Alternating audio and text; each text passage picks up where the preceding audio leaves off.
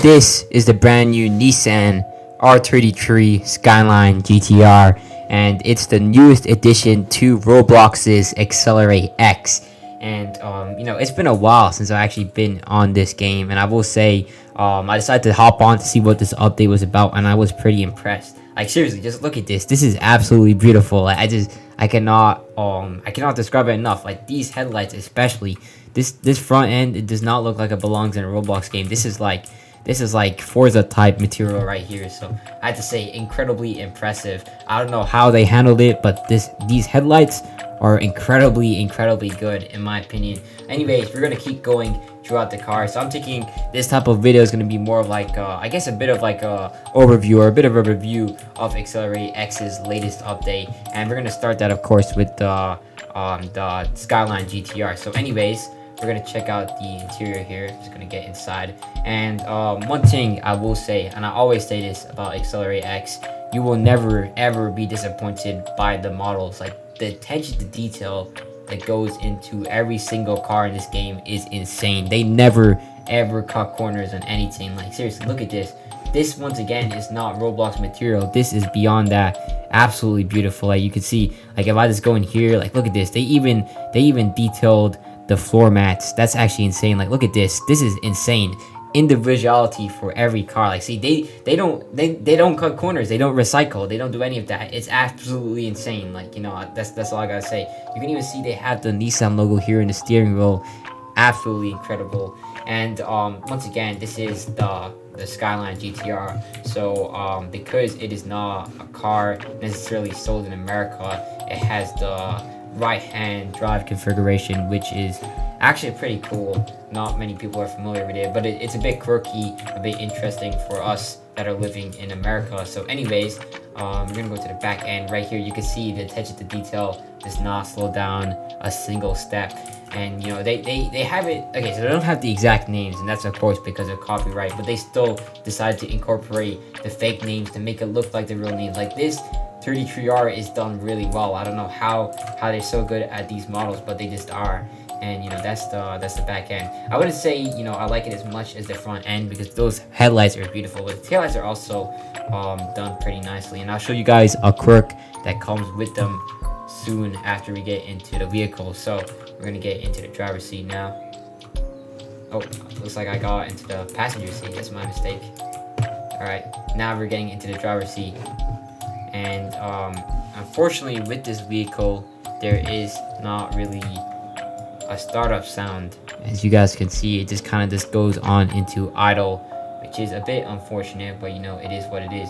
So anyways, the quirky thing with this vehicle is that it has both regular indicators like you would expect, but the reverse light, it has a single reverse light, which I think is pretty cool. I was like, is that a mistake? But then I realized, nah, that was actually done on purpose, because you can see one's the tail light, one's the reverse light. I didn't know that the R33 had that, but now I do know, and I think that's pretty cool attention to detail.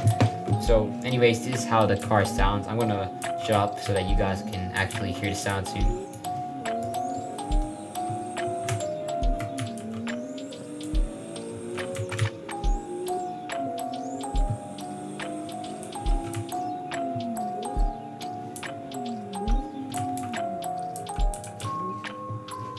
So yes, that is in fact the sound of the Skyline GTR.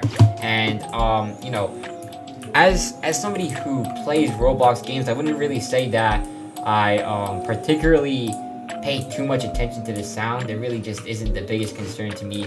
But for those who do, I mean, that's how it sounds. Like, I wouldn't say it's the best sound I've ever heard. I just say it sounds like it kind of sounds as normal to me. Now, I really don't know how the R33 Skyline GTR sounds like. I'm sorry to say that, but that's the truth. So I can't really comment on how realistic it is.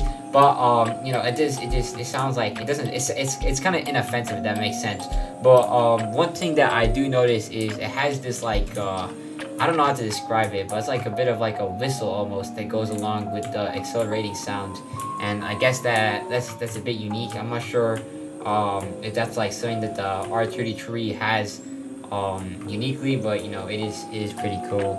and that's there for those who enjoy that type of stuff. So anyways, in terms of driving experience, I will comment on that, so I can easily do that since I'm doing it right now. I will say I actually like how the R33 drives. It's like, in simple terms, it's pretty easy to toss around. Like, I'll just drive this. It's got some pretty good handling, I'd say, at least. Hit the brakes, it kind of just slides, if that makes sense. It turns pretty good. It's pretty easy to just toss around, as you guys can see. Now, acceleration isn't by any means incredible. Now, of course, it isn't bad. It's kind of like what you would expect from a sports car at this price point. But for me, like, as somebody who well, I guess has a bit of a different taste, I prefer cars like this where they're not really the fastest, because that way you're able to, I guess, have more control over it.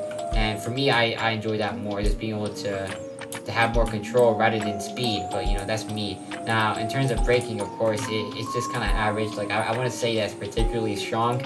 Maybe I'm wrong, because I haven't really played this game enough recently to be able to give a good opinion on behalf of it. But that's kind of what I was thinking. Like, it doesn't feel overwhelmingly powerful, but it is pretty good. It does the job, so I guess it's just satisfactory. So yeah, that basically sums up my review of the R33 GTR. Let me turn on the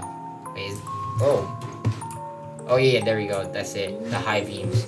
I like those headlights. But yeah, that's the Skyline GTR. Now, this is priced, I think, around like $60,000. I'll put the price on screen shortly. But for the price, it's a pretty good car. Now, I wouldn't say it's like the ultimate progression car by any means, but I'd say it's more of like a car that you would buy to enjoy, because it gives you that, like, that enthusiast factor. It is a pretty nice car, pretty well detailed, and therefore, for that reason, I would definitely recommend buying it.